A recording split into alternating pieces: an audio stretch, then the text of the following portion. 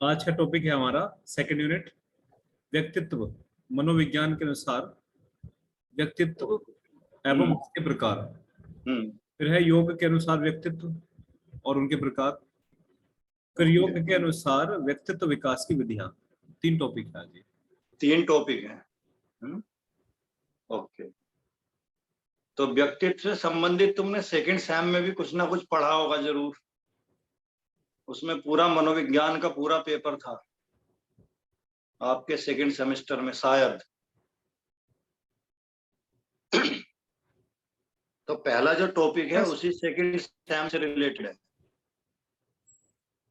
तो मनोविज्ञान के अनुसार व्यक्तित्व, व्यक्तित्व को अंग्रेजी में क्या बोलते हैं? पर्सनैलिटी। जो लैटिन लैंग्वेज के, लैटिन भाषा के किससे बना है? पर्सोना शब्द से। और पर्सोना का अर्थ क्या होता है? नकाब यानी मास्क। और मास्क कौन सा? जो हम मुखौटे पहनते हैं किसी नाटक को करते हुए, किसी सीरियल को, किसी पिक्चर में जो हम बाहर से ओढ़ लेते हैं एक मुखौटा, उसके अर्थ में इसको यूज किया जाता है। इसका और भी अर्थ लिए जाते हैं, जैसे नकाब, मुखौटा, नकली चेहरा या वेशभूषा बदल लेना।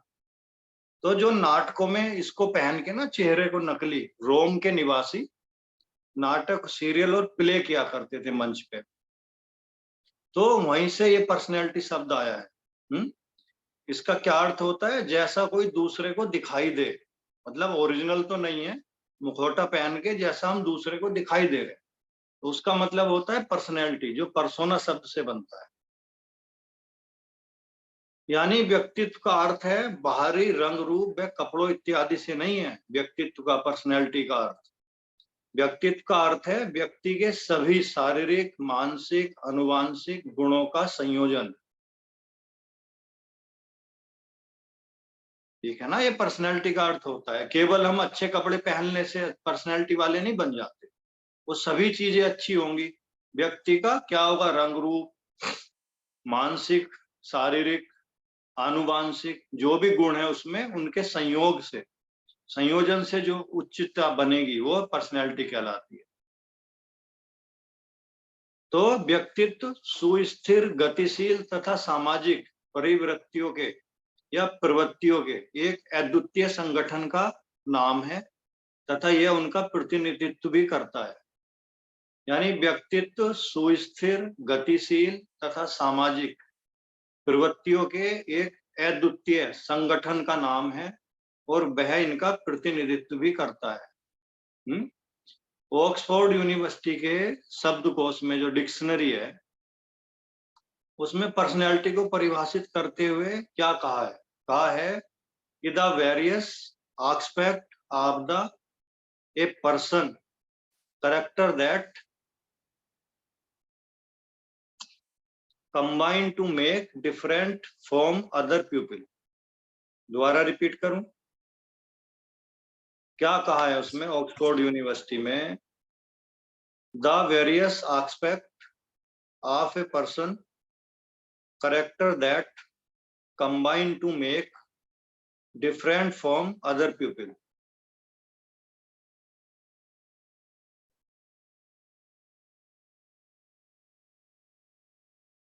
हो गया क्लियर? दोबारा तो रिपीट नहीं करना है।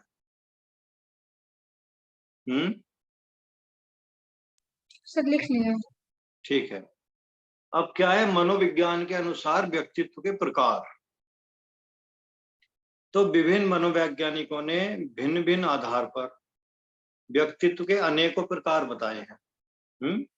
जैसे सबसे पहले किसने बताया? हिप्पोक्रेट्स ने बताया व्यक्तित्व का। तो हिप्पोक्रेट्स के अनुसार व्यक्तित्व के क्या प्रकार है? इन्होंने कफ कफ और श्लेष्मा के आधार पे, कफ के आधार पे इनका डिवीजन किया, वर्गीकरण किया और निम्न प्रकार बताए। तो पहला है मंद, फ्लेगमेंटिक कहते हैं इसको, मंद को। तो फ्लेगमेंटिक टाइप इन्होंने बताया। इसके क्या, इसको कैसे पहचानते हैं? इनका शरीर दुर्बल, शांत प्रकृति होती है, कफ की मात्रा अधिक होती है इन लोगों में। तो इन लोगों को क्या बोलते हैं? मंद व्यक्तित्व। फिर अगला इन्होंने बताया विषादी व्यक्तित्व। मेलेनकोलिक, विषादी व्यक्तित्व को मेलेनकोलिक। इनके क्या गुण लक्षण धर्म है? ये साधारण शरीर वाले होते हैं, उदास भी होते हैं, निराशावादी होते हैं, और इनमें पित्त की अधिकता होती है। पहले वाले में, मंद वाले में कफ की अधिकता होती है। फिर उन्होंने बताया क्रोधी व्यक्तित्व यानी कोलिटिक। ये क्या होते हैं? कमजोर होते हैं शरीर से, चिड़चिड़े होते हैं, और क्या तुनक मिजाज होते हैं, क्रोधी होते हैं, और इनमें पीले कलर के पित्त की अधिकता पाई जाती है। येलो बाइल इनमें पाया जाता है, पीला पित्त। फिर क्या बताया इन्होंने? आशावादी, संजुइन।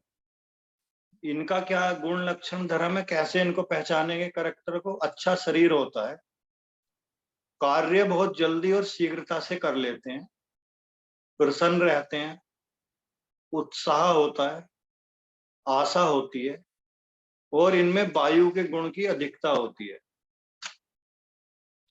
ये तो था किसके अनुसार? ये था आपका हिप्पोक्रेट्स के। हिप्पोक्रेट्स के अनुसार। हाँ, अब ऐसा ही एक वर्गीकरण करा है क्रेत्समर ने। का में नीचे रा, आ की मात्रा, आधा ता, सा म र, क्रेत्समर। इनके अनुसार इन्होंने जो वर्गीकरण किया है वो शरीर संगठन में स्वभाव के आधार पर किया है। तो इन्होंने क्या वर्गीकरण किए? पहला वर्गीकरण दिया इन्होंने स्थूलकाय व्यक्तित्व यानी पिकनिक टाइप, PYKNIC। इसके क्या गुण लक्षण उन्होंने बताए, कैसे इसको पहचानेंगे? कद छोटा होता है, छोटा होने के साथ साथ भारी होता है, गोलाकार होता है शरीर, गर्दन छोटी होती है एवं मोटी भी होती है। ये मिलनसार नेचर के होते हैं, इनकी नेचर काफी मिलनसार होती है, हंसमुख भी होते हैं, और मित्रता करने का भी गुण होता है, और इनकी मन स्थिति बहुत जल्दी जल्दी परिवर्तित होती रहती है। फिर इन्होंने अगला टाइप बताया क्रसकाय प्रकार यानी एसिनिक टाइप, ASHENIC, एसिनिक टाइप। इनके क्या गुण लक्षण धर्म बताए इन्होंने? देखिए, शरीर दुबला होता है। अगर क्रस का मतलब होता है पतला, तो शरीर दुबला होता है, लंबा भी होता है, और क्रस माने कमजोर होता है। दूसरों की आलोचना करने का इनका गुण होता है, परंतु स्वयं की आलोचना इनसे कभी बर्दाश्त नहीं होती। स्वयं को, इनको खुद को क्रिटिसाइज करो तो इनसे बर्दाश्त नहीं होता, दूसरे को ये करते रहते हैं। तो ये क्रस काय प्रकार है। तो तीसरा और प्रकार इन्होंने दिया पुष्टकाय। तो एथलेटिक, ATHLETIC, एथलेटिक पुष्टकाय टाइप दिया। इसके क्या गुण लक्षण धर्म दिए इन्होंने? इनकी मांसपेशियां काफी विकसित होती हैं, शरीर गठीला और सुडौल होता है, साहस का गुण पाया जाता है, तथा ये निर्भीक भी होते हैं। फिर इन्होंने दिया फोर्थ टाइप मिश्रकाय, डिस्प्लेटेनिक, DYSPLATIC। तो इसके भी कुछ गुण लक्षण धर्म बताए उन्होंने। क्या बताए? इनका असामान्य शरीर होता है, और जितने भी तीन हमने ऊपर प्रकार वर्णित किए हैं, इनके गुणों का मिश्रण होता है इसमें, मिश्रकाय में। तो ये 4 टाइप बताए किसने? क्रेस्टमर ने। उसके बाद फिर सेल्डन ने भी बताए हैं।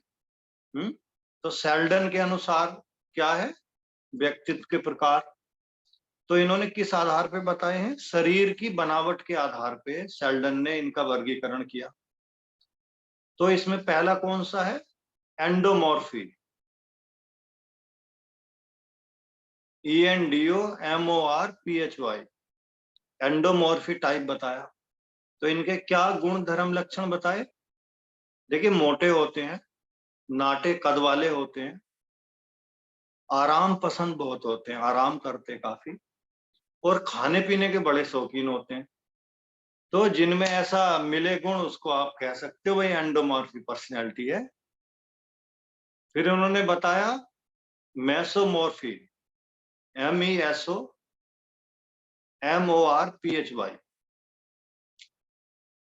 तो इसके भी कुछ गुण धर्म लक्षण बताए इन्होंने। ये क्या बताए इन्होंने? देखिए, हड्डियां एवं मांसपेशियां इनकी काफी मजबूत होती है, शरीर सुडौल होता है, ये आक्रामक होते हैं, एग्रेसिव, आक्रामक का गुण होता है, साहसी होते हैं और एक्टिव भी काफी होते हैं, सक्रिय। फिर इन्होंने तीसरा बताया एक्टोमॉर्फी, ACTOMORPHY।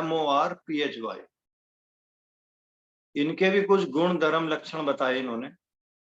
देखिए, दुबले पतले होते हैं काफी, मांसपेशियां अविकसित होती हैं और समाज में मेल जोल बनाने से दूरी रखते हैं, मतलब समाज में अच्छी प्रकार मेल जोल नहीं बना के रह सकते। और एकांत प्रिय होते हैं, एकांत, अकेले में रहना इनको अच्छा लगता है। तो ये थे शेल्डन के अनुसार थे ये। अब ऐसे ही प्रकार का वर्णन किया है किसने? युंग ने। तो युंग के अनुसार भी व्यक्तित्व है। तो इसने कौन से व्यक्तित्व दिए? पहला दिया बहिर्मुखी, एक्सट्रोवर्ट। इनके क्या गुण धर्म लक्षण बताए?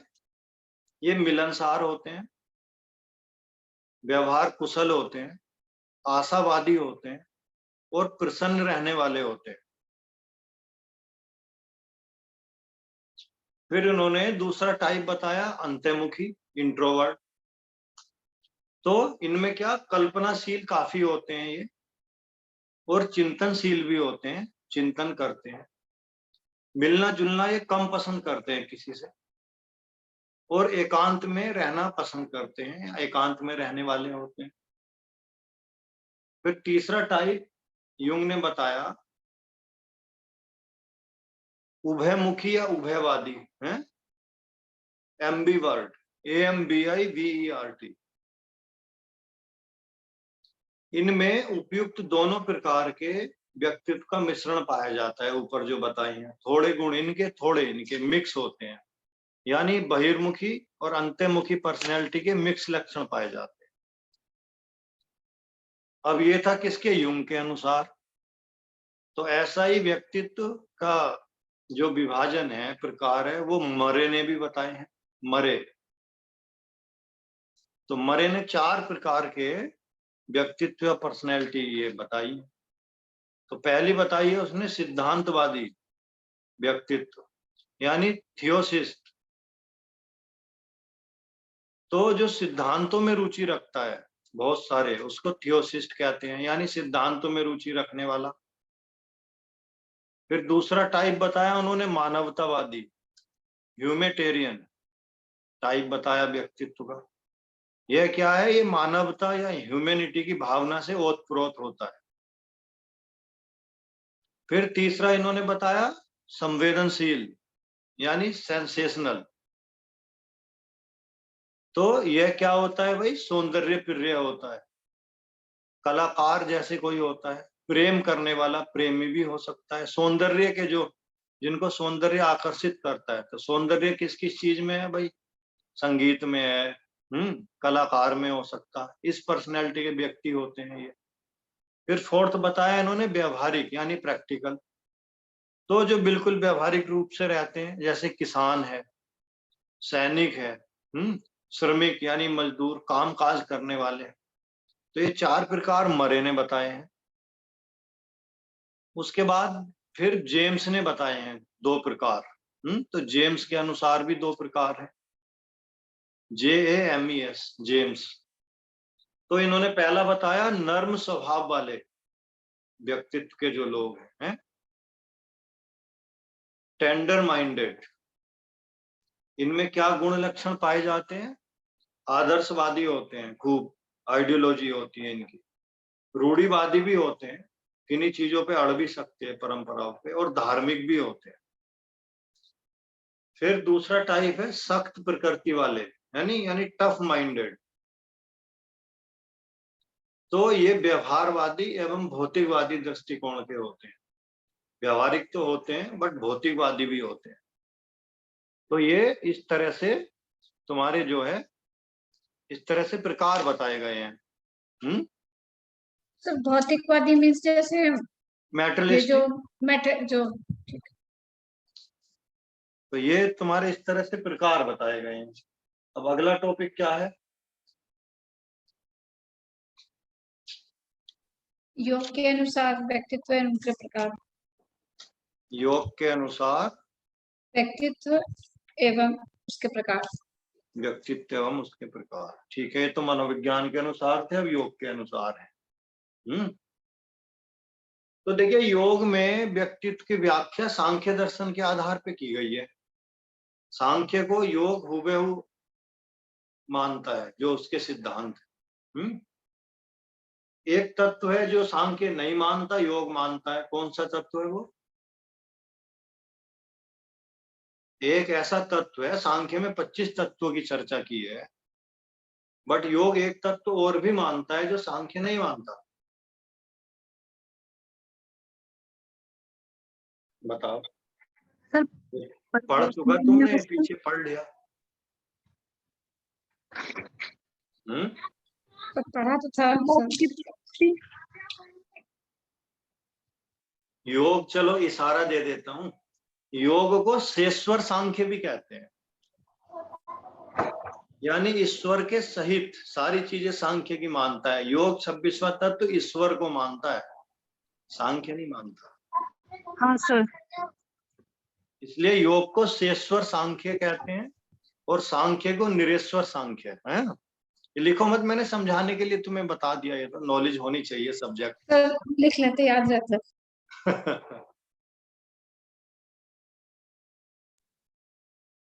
गहरे से अध्ययन नहीं करते तुम तत्व मीमांसा वगैरह का, है पेपर देने के हिसाब से पढ़ते हो। ऐसा नहीं पढ़ते कि जीवन में भी ये विषय आ जाए, हमारे जीवन में कुछ मार्गदर्शन मिले। है ऐसा अध्ययन नहीं करते। सर उपनिषद आपने पढ़ाए थे वो बहुत अच्छे समझ में आ गए थे सर, वो अभी भी थोड़ा थोड़ा याद है। तो लेकिन अभी ये सांख्य वगैरह नहीं पढ़े, तत्व मीमांसा ठीक से नहीं पढ़े। और सर मैं कब पढ़ती हूँ तब याद रहता, लेकिन जो है फिलोसफी से भी किया है, तो इसलिए मुझे थोड़ा और भी पता है। और सर मुझे पता नहीं, भूलने की बहुत आदत है सर। तो ये सुषमा बोल रही है? हाँ जी सर। तो सुषमा एक बार B12 चेक कराना। सर बहुत ही जल्दी भूल जाती हूँ सर। हाँ, तो एक बार B12 की रिपोर्ट चेक करा के मुझे भेजना, कितना है B12। ठीक है सर, ठीक है, thank you sir. Vitamin D दोनों करा के भेज दो, कुछ ना कुछ डेफिशिएंसी आएगी। ठीक है सर। देखिए, तो अब बात करते हैं योग के अनुसार व्यक्तित्व एवं उसके प्रकार। तो योग में व्यक्तित्व की जो व्याख्या की है वो सांख्य के दर्शन के आधार पर की है। यानी व्यक्तित्व के निर्माण में प्रकृति के 3 गुणों सत्व रज तम का आधार मानते हुए की है। क्योंकि सांख्य 3 गुणों को मानता है, तो उसके अनुसार ही व्यक्तित्व भी निर्मित होंगे, सतोगुण रजोगुण तमोगुण के अनुसार। तो योग में चित्त व अंतःकरण से मिलकर व्यक्तित्व बनता है। यानी व्यक्तित्व का निर्माण योग के अनुसार चित्त और अंतःकरण के द्वारा होता है। योग में व्यक्तित्व यानी पुरुष, यानी उसको दृष्टा भी कहा है या आत्मा भी कहा है। यानी आत्मा और चित्त स्थूल भौतिक शरीर से मिलकर व्यक्तित्व का निर्माण करते हैं। योग के अनुसार ये चीजें मिलेंगी तो व्यक्तित्व बनेगा। अब इसमें प्रकार की बात करते हैं, भाई योग कौन कौन से प्रकार मानता है। तो योग के अनुसार व्यक्तित्व 3 गुणों सत्व रज तम से युक्त है। तो तीनों गुणों की परस्पर अंतःक्रिया के आधार पर व्यक्ति में एक विशेष प्रकार के व्यक्तित्व का निर्माण होता है, जिसके आधार पर व्यक्तित्व भी 3 प्रकार के हैं, सतोगुणी व्यक्तित्व, रजोगुणी व्यक्तित्व और तमोगुणी व्यक्तित्व है। तो सतोगुणी व्यक्तित्व क्या है भाई, इसमें क्या गुण धर्म होंगे? कल बात हुई थी थोड़ी गुण पे भी।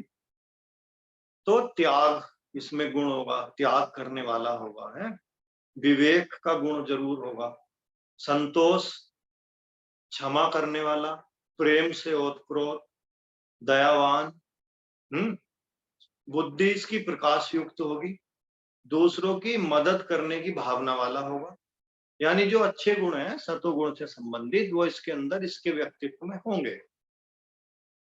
जैसे मिताहारी है, गीता में कहा कम खाने वाला, सतोगुण सात्विक आहार करने वाला, वो सब गुण इसमें पाए जाएंगे। फिर आता है रजोगुणी व्यक्तित्व। तो रजोगुण की अधिकता के कारण, रजोगुण की अधिकता से क्या होता है, बहिर्मुख होता है आदमी, एक्सट्रोवर्ट, बाहर भागते हैं हर चीज के लिए, है।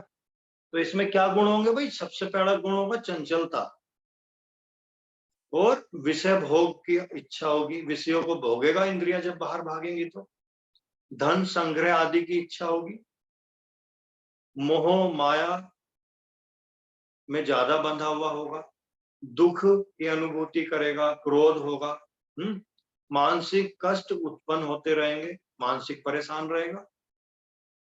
तो ये इसके ये गुण होंगे। फिर आता है तमोगुणी व्यक्तित्व। तो तमोगुण जो है अंधकार का सूचक है।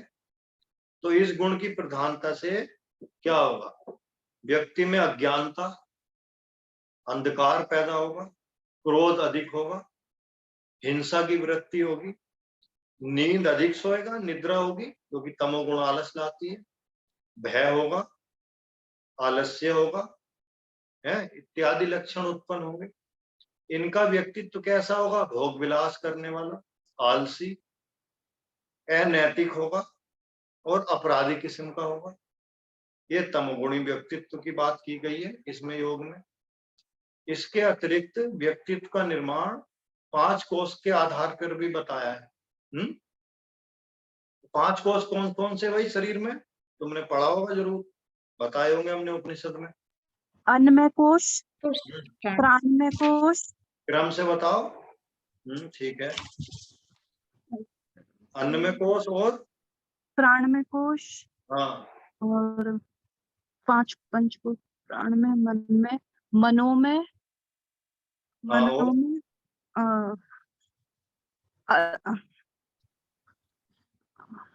बताओ। तो भूलने की बहुत आदत है, पता नहीं। ये बताएगी, ये दिव्या बताएगी।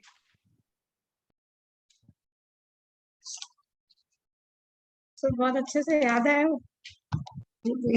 याद है तो मुझे तो अपनी याद पहुंचाओ मेरे पास तक।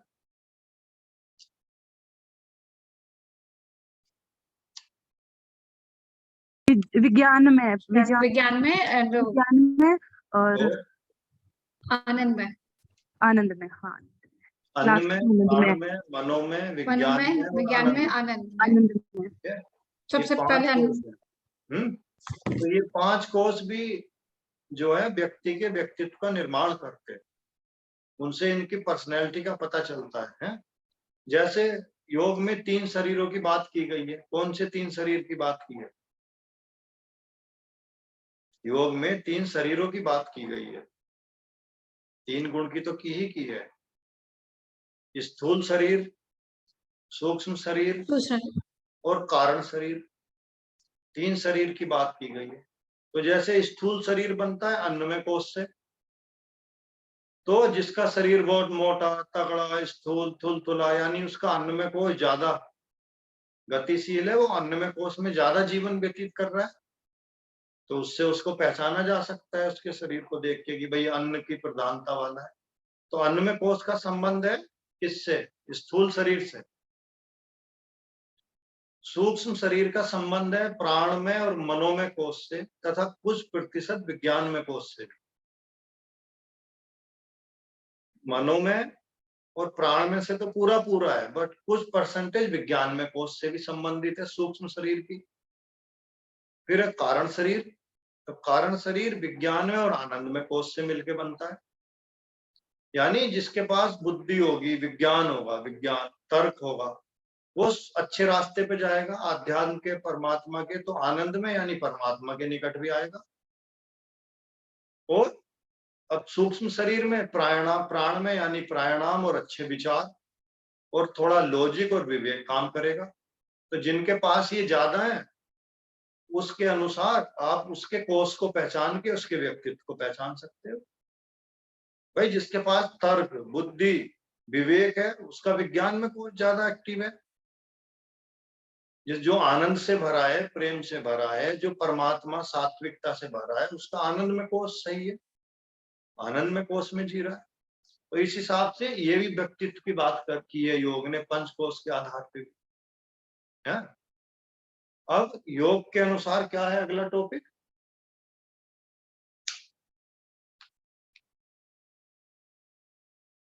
व्यक्तित्व विकास की विधियां। ओके, देखिए पर्सनैलिटी डेवलपमेंट की क्या टेक्निक हो सकती है योग के अनुसार, ये बात है? तो भाई जरा तुम बताओ क्या क्या हो सकती है, थोड़ा सा दिमाग लगाने की जरूरत है।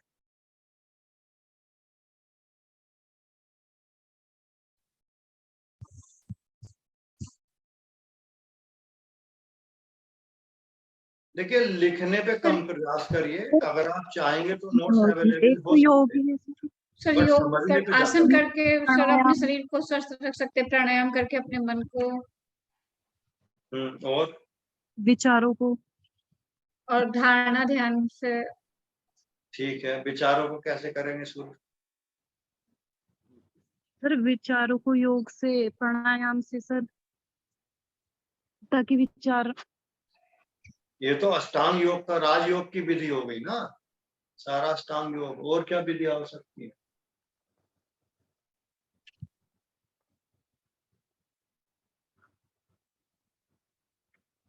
देखिए योग मनोविज्ञान का उद्देश्य व्यक्ति का संपूर्ण और समग्र विकास करना है, ये हमने कल भी समझा है। तो इस उद्देश्य में योग व्यक्तित्व विकास की कौन कौन सी विधियां बताता है? तो निम्न प्रकार से उसने विधियों का वर्णन किया है, तो बहुत आसान है, आप बड़े आराम से लिख सकते हो। जैसे कर्मयोग, तो कर्मयोग से भाई कैसे व्यक्तित्व विकास होगा? अच्छे देखिए कर्म कर निष्काम। कर्मयोग का मतलब है कि निष्काम कर्म करना, परमात्मा में समर्पण करना, अपने को कर्ता ने मानना, सब परमात्मा को समर्पित कर देना है। समत्वम योग उच्यते, समत्व की भावना योग है। कर्मेषु कौशलम, यानी कर्मों की कुशलता योग है। तो कर्मयोग का जब हम पालन करेंगे तो हम किसी का अहित नहीं चाहेंगे, उसके चलते हमारे अंदर समर्पण, दया, प्रेम, इन गुणों का विकास होगा और इन गुणों से ही तो व्यक्तित्व बनता है। तो कर्मयोग ऐसे मदद करेगा व्यक्तित्व। तो योग की एक विधि कर्मयोग है, एक मार्ग है। फिर है भक्ति योग। अब बताओ भक्ति योग कैसे मदद करेगा व्यक्तित्व विकास में?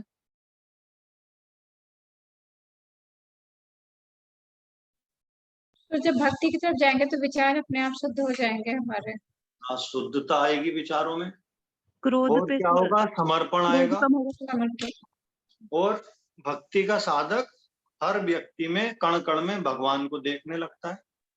जब भक्ति अपनी पराकाष्ठा पे पहुंचती है तो वो आदमी में कोई सामने दुश्मन नहीं देखेगा, घृणा नहीं करेगा उससे, तो घृणा नष्ट होगी, उससे द्वेष भाव नहीं करेगा, ईर्ष्या नहीं होगी उसके अंदर, चोरी का भाव नहीं आएगा मन में। चोरी का भाव नहीं आएगा, सबकी मदद करने वाला होगा। तो जब ये गुण भक्ति का पालन करने से उसमें आएंगे तो भक्ति योग भी एक मार्ग है व्यक्तित्व विकास का। ऐसे ज्ञान योग भी है। ज्ञान योग के द्वारा जब हमें ज्ञान जाग जाएगा कि भाई ये जगत मिथ्या है और ब्रह्म यानी परमात्मा सत्य है, यही तो ज्ञान योग है, ज्ञान का मार्ग। और ज्ञान योग के नियम पालन करेगा, जो अंग बताए हैं, उपरति, श्रद्धा, समाधान, निधिध्यासन है, ये बताए गए अंग है। इनका जब पालन करेगा तो उसमें क्षमा पैदा होगी और उसमें अपने ऊपर नियंत्रण आएगा। दम की बात की जाती है ज्ञान योग में। तो अपनी नकारात्मक इच्छाओं को नष्ट करेगा, उन्हें दबाएगा, ठीक करेगा। तो संसार में, दुनिया में, लोगों में उपद्रव कम मचाएगा। और ज्ञान से वो क्या पाएगा? विवेक दृष्टि मिलेगी उसे, जिससे क्या होगा? व्यक्ति के जो विकसित गुण है उनको और अपने अंदर धारण करेगा। ज्ञानवान व्यक्ति संसार को नष्ट नहीं पहुंचाता है, कष्ट, वो ऐसे जीता है जैसे कमलवत, जैसे कमल का फूल पुष्प होता है तालाब में, तो ऐसे ज्ञानवान व्यक्ति जीते हैं। तो इस तरह ज्ञान योग का पालन, ज्ञान मार्ग का पालन करके भी हम व्यक्तित्व को जो है डेवलप कर सकते हैं, विकसित कर सकते सर गीता हैं। गीता देखिए हाँ, हम योग में गीता आ से भी गए। हो सकता है। और यहाँ बात योग की हो रही है असल में। अगर गीता की होती तो थोड़ा विषयांतर, गीता में भी असंख्य तत्व हैं व्यक्तित्व विकास के। गीता का आप रेफरेंस दे सकते हो कर्म योग में, भक्ति योग में, गीता के ज्ञान योग में। हाँ जी। फिर ऐसा है हठ योग। तो देखिए हठ योग का मुख्य जो है लाभ क्या है? हठ योग से चित्त के प्रवाह को संसार की ओर जाने से रोक सकते हैं। इंद्रियों का संयम कर सकते हैं हठ योग से। तो हठ योग से जब इंद्रियां बाहर नहीं जाएंगी, अंतर्मुखी होंगी, तो इंद्रियों के जो विषय हैं उनको पाने में हम जो छल कपट, चोरी, एक दूसरे को दबाना, बुराई करते हैं, तो वो हम नहीं करेंगे, हम में अच्छे गुण आएंगे। कुंडलिनी शक्ति के जागरण से चेतना का विकास भी होता है। तो जब चेतना हमारी कॉन्शियस हाई लेवल पे जाएगी, तो हम स्वयं का लाभ करेंगे, सबका हित करेंगे और सारे संसार का लाभ करेंगे। तो ऐसा व्यक्ति तो उच्च व्यक्तित्व वाला होता है। जितने भी संत हैं इसी व्यक्तित्व के हैं। राजयोग यानी अष्टांग योग है। तो योग सूत्र में भी, अष्टांग योग में भी, योग सूत्र में विकास की विधियों का वर्णन है, जैसे यम नियम। अब यम नियम का पालन तो से तो बहुत अच्छे व्यक्तित्व का निर्माण होता है भाई। अब कौन कौन से यम है 5 और नियम जरा बताना। यम नियम प्राणायाम प्रत्याहार धारणा ध्यान बेटा समाधि। ये तो अष्टांग योग पूछ रहा हूं मैं, यम नियम कौन से हैं? 5 यम है, 5 नियम है। सत्य, अहिंसा, अस्तेय, ब्रह्मचर्य, अपरिग्रह। क्रम से बताओ।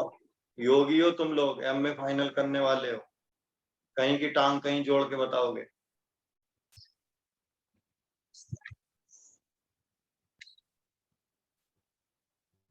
सत्य हैं? अहिंसा सत्य, अहिंसा, अस्तेय, अहिंसा, सत्य, अस्तेय, ब्रह्मचर्य, अपरिग्रह, 5 यम है। अभी तो इनकी डिटेल नहीं ले रहा, चलो छोड़ो, नहीं तो और परेशान हो जाओगे। नियम कौन से हैं 5? तप, संतोष। पहला बताओ कौन सा है, कहीं से कहीं भी मत बताओ।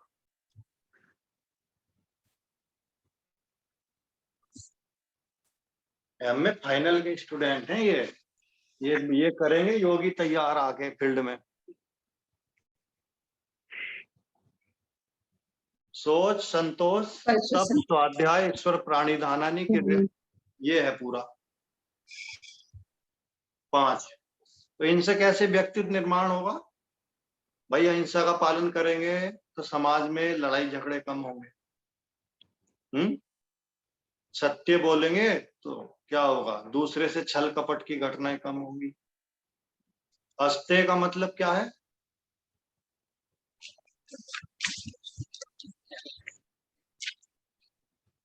हाँ ढूंढो, नेट पे ढूंढो, गूगल पे ढूंढो। अस्तेय का मतलब चोरी न करना। जब चोरी नहीं करेंगे तो भाई किसी का धन नहीं छीनेंगे, पराई चीज, तो क्या होगा? दुर्घटनाएं कम होंगी। अहिंसा, सत्य, अस्तेय, फिर क्या? ब्रह्मचर्य। ब्रह्मचर्य का पालन करने से एक तो जो छेड़छाड़ संबंधी घटनाएं हैं, स्त्रियों के साथ दुर्व्यवहार की घटनाएं हो जाती है, उनमें कमी आएगी और स्त्रियों के प्रति सम्मान बढ़ेगा। अपरिग्रह, अपरिग्रह का क्या मतलब है? संग्रह नहीं करना किसी भी चीज हैं? का, ज्यादा संग्रह नहीं करना। हाँ, अपने अपरिग्रह का संग्रह नहीं करेंगे तो सब में धन का वितरण समान हो सकता है, कोई गरीब ऊंच नीच का भेदभाव खत्म होगा, तो व्यक्तित्व के व्यक्ति में निर्माण होगा इससे, ये पालन करने से। ऐसे नियम है। सोच माने शुद्धि।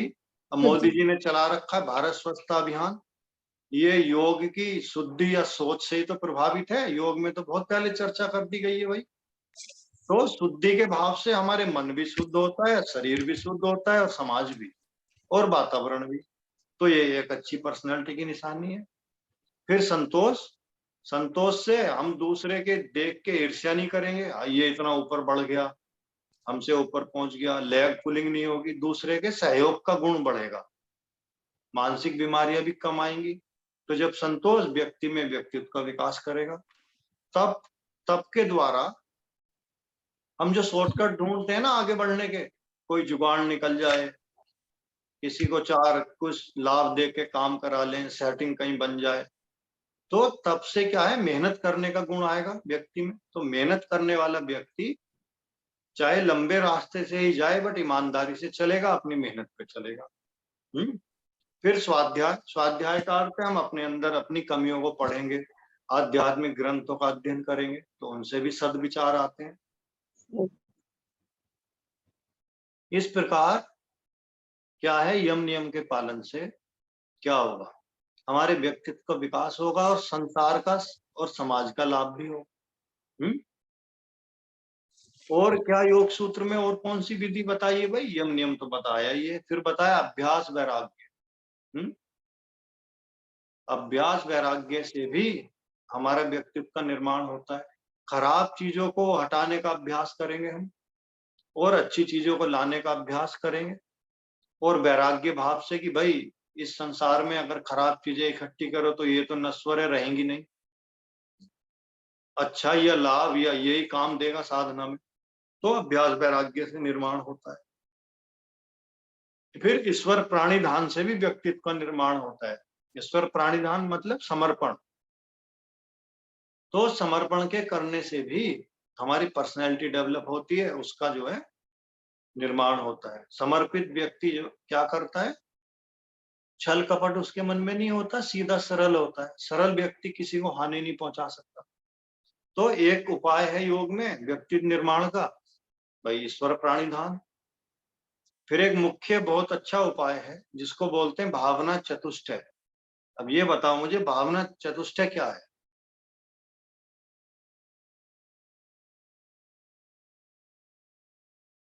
चार प्रकार की भावनाएं हैं, मैंने कल भी चर्चा की थी इसलिए आज पूछ रहा हूं।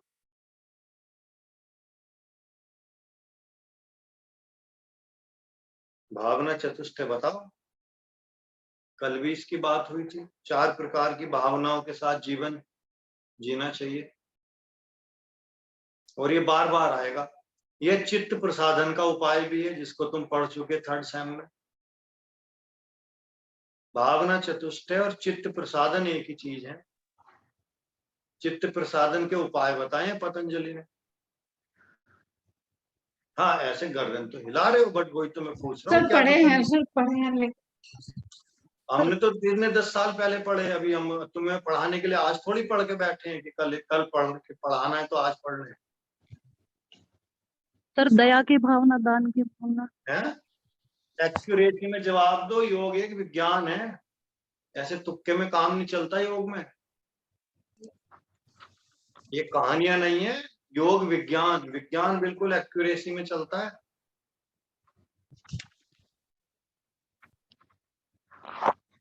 मैत्री करुणा मुदितो कृष्णाम सुख दुख पुण्य अपुण्य भावनात् चित्त प्रसादनम। इन चार भावनाओं से, इन चार व्यक्तियों के साथ संबंध रखने से भावना चित्त शुद्ध होता है और शुद्ध चित्त वाले का व्यक्तित्व हमेशा उच्च होता है। कौन सी? मैत्री करुणा मुदिता अपेक्षा। मैत्री किसके साथ? सुखी व्यक्ति के। करुणा दुखी व्यक्ति। मुदिता पुण्य कर्म करने वाले के साथ। उदासीनता का भाव अपुण्य कर्म करने वाले के साथ। इन चार भावनाओं का पालन करने से भी व्यक्तित्व में निखार आता है, समझे? फिर है प्राणायाम। प्राणायाम से भी पर्सनैलिटी में परिवर्तन होते हैं, व्यक्तित्व अच्छा बनता है। कैसे बनता है ये कल बताया था, अब बता दो जरा क्या बताया था कल। 2 सूत्र भी बताए थे कल। सर प्राणायाम करने से सर हमारी बीमारियां दूर होती है सर, और जो बीमारियां दूर होती है तो भाव होते हैं सर, जो बीमार रहता है उसमें बहुत जल्दी द्वेष ईर्ष्या की भावना हो जाती है सर, वो दूर होती है व्यक्तित्व में। निखार आता है सर। योगी की भाषा में बात करो। एग्जाम में पेपर भरने इस भाषा में बात मत करो।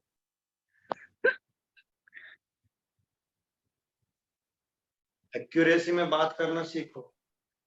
कल बताया था तत्र चेते प्रकाशा वर्णम धारणासु च योग्यता मन से। अंधकार का आवरण कमजोर पड़ता है। और अंधकार का आवरण कमजोर होगा तो प्रकाश का आवरण बढ़ेगा। प्रकाश यानी सतोगुण। सतोगुण व्यक्तित्व को ऊंचाई पे उठाता है। धारण करने की शक्ति बढ़ती है? हम अच्छी चीजों को धारण करने के लिए शक्तिवान बनते हैं, उससे व्यक्तित्व का विकास होता है। ऐसे नहीं बोलो राम कहानी, ये विज्ञान पढ़ रहे हो आप, योग विज्ञान।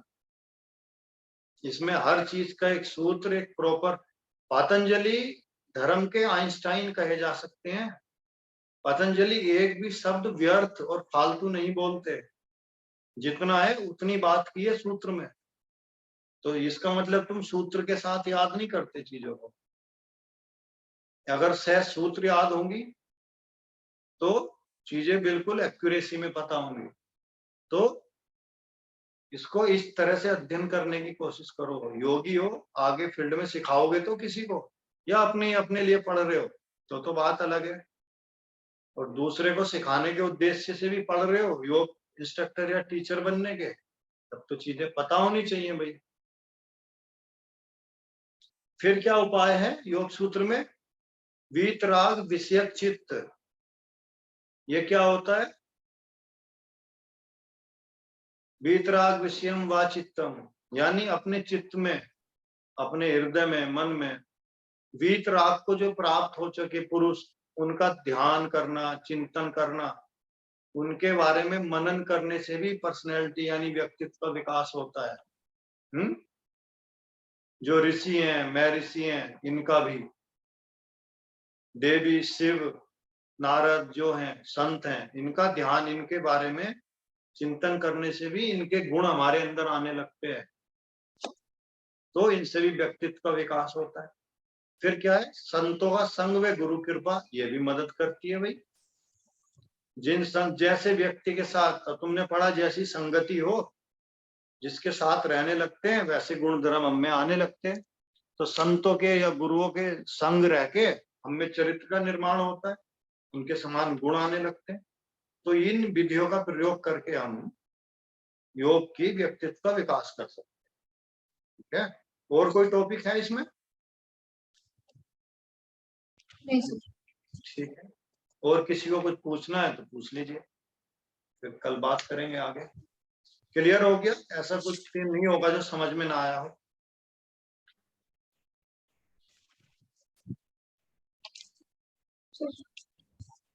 समझ में आ गया? क्लियर हो गया सब? हाँ जी सर। ऐसा तो कुछ नहीं है जो समझ में ना आया हो।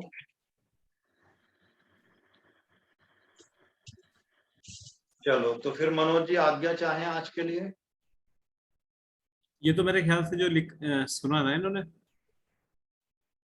अगर ध्यान से सुना होगा तो दोबारा लिखने की जरूरत, पढ़ने की जरूरत भी नहीं पड़ेगी, जितने इजी ढंग से सुना है अभी। देखिए,